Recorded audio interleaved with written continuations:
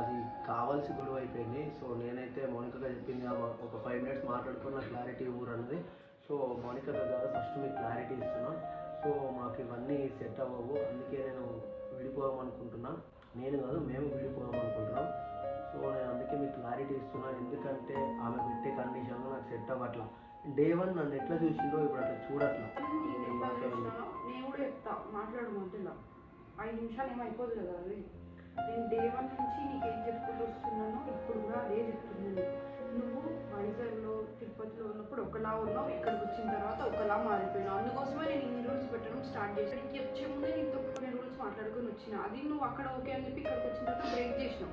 ఇప్పుడు అయినా సరే నేను మధ్యలో వదిలేస్తున్నాను, పోనీలే అని చెప్పి మళ్ళీ నువ్వు అదే స్టార్ట్ చేసి నేను తాగేసి నచ్చినప్పుడు వస్తా, నేను ఏదైనా తిరుగుతాను, నా పిల్లను ఏమన్నా అది అని చెప్పి నువ్వు మాట్లాడుతుంటే ప్రతిసారి నాకెట్లా అనిపిస్తుంది. నేను కూడా ఉండలేను, అయిపోయింది నాకు.